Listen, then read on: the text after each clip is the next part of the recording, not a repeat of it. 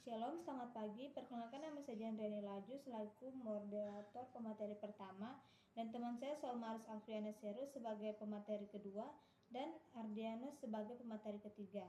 Di video ini kami anggota kelompok akan menjelaskan tentang materi yang berjudul Panggilan Hidup Manusia Kristiani.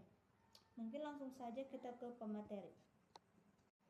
Baik, di sini saya akan membahas materi yang kedua, yaitu panggilan hidup manusia Kristiani. Pembahasan yang pertama yaitu panggilan untuk hidup bahagia. Ada dua hal yang akan dibahas pada bagian ini, yakni hakikat panggilan untuk hidup bahagia dan ajaran Yesus tentang hidup bahagia. Yang pertama yaitu hakikat panggilan untuk hidup bahagia. Dalam kitab suci, kata panggilan sering diberikan sama dengan pekerjaan, sedangkan dalam pengajaran iman, panggilan dikaitkan dengan mereka yang menanggapinya. Nah, yang kedua, ajaran Yesus tentang hidup bahagia. Perjanjian Baru memakai berbagai gagasan untuk mengungkapkan kebahagiaan. Salah satunya, memakai istilah melihat Allah. Berbahagialah orang yang suci hatinya, karena mereka akan melihat Allah. Pembahasan yang kedua, yaitu panggilan untuk memuliakan Allah. Apa tujuan hidup manusia? Untuk apa kita hidup di dunia ini? Pertanyaan ini adalah pertanyaan dasar yang harus dimengerti setiap orang. Jawaban atas pertanyaan ini dapat kita temukan dalam Alkitab bahwa tujuan hidup manusia adalah untuk memuliakan Allah dan menikmatinya selamanya.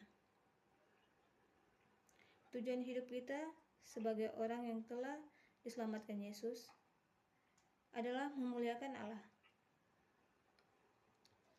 Santo Ignatius Loyola dalam Asas dan Dasar Latihan Rohani menyebutkan bahwa tujuan manusia diciptakan adalah untuk memuji, menghormati, dan mengabadikan Allah. Memuji Allah menurut Ignatius Loyola berarti manusia mengakui cinta Allah yang menyelamatkan. Menghormati Allah berkaitan dengan ketakwaan. Takwa menyeratkan arti misteri tak terhingga Allah yang tetap tidak dapat dimengerti sepenuhnya oleh manusia. Ketakwaan menyadarkan bahwa akan ketergantungannya kepada Allah sekaligus mempercayakan hidupnya pada kuasa Allah. Selanjutnya, mengabadikan Allah berarti mengintegrasikan hidup manusia dalam karya Allah. Allah beserta manusia agar manusia berpartisipasi dalam karya penciptaan dan penyelamatan Allah. Pembahasan yang ketiga yaitu panggilan untuk menjadi rakan kerja Allah. Ketika Allah menciptakan manusia, Ia tidak hanya menciptakan, tetapi juga mempunyai tujuan agar manusia menjadi rakan sekerjanya di bumi. Mungkin itu saja materi yang dapat saya sampaikan. Kurang dan lebihnya saya mohon maaf. Saya tutup. Terima kasih. Baiklah, di sini saya akan menjelaskan tentang keluarga sebagai tanda kebahagiaan Allah.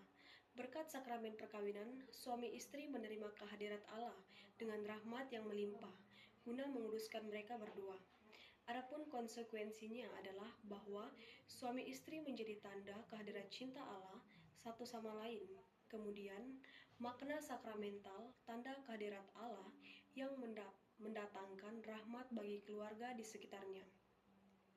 Adapun panggilan hidup membiara, menjadi sebuah biarawan atau biarawati itu sebuah pilihan hidup bagi mereka.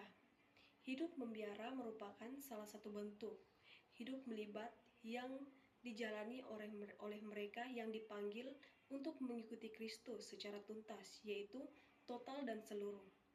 Dengan mengikuti nasihat Injil, bisa dikatakan kaul yang mewajibkan nasihat Injil, yakni keperawanan, kemiskinan, dan ketaatan.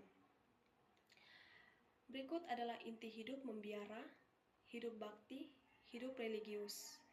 Inti hidup bakti atau religius atau membiara yang juga dituntut dari setiap orang Kristen ialah persatuan atau keakraban dengan Kristus. Kemudian, tanpa keakraban ini, maka kehidupan membiara sebenarnya tak memiliki dasar. Selanjutnya, tanpa persatuan dengan Kristus, hidup membiara akan rapuh karena tidak memiliki dasar. Seorang biarawan perlu mengusahakan persatuan yang erat dengan Kristus dan menerima pola hidup Kristus secara radikal sampai ke akar-akarnya bagi dirinya sendiri. Adapun materi ketiga yang membahas tentang kaul-kaul dalam hidup membiara atau hidup bakti, hidup religius. Yang pertama, kaul kemiskinan, di mana kaul kemiskinan memiliki harta benda, hak orang, dengan mengucapkan menghayati kemiskinan orang hidup membiara dan melepaskan hak untuk memiliki harta benda tersebut, di mana itu hendak menjadi seperti Kristus. Kemudian kaul ketaatan, kemerdekaan atau kebebasan adalah milik manusia yang sangat berharga, di mana segala usaha dilakukan orang-orang untuk memperjuangkan kemerdekaan. Dengan kaul ketaatan, orang-orang memutuskan taat seperti Kristus. Kemudian ketaatan religius adalah ketaatan yang diarahkan kepada kehendak Allah. Kemudian yang ketiga, kaul keperawanan, di mana hidup berkeluarga adalah hak setiap orang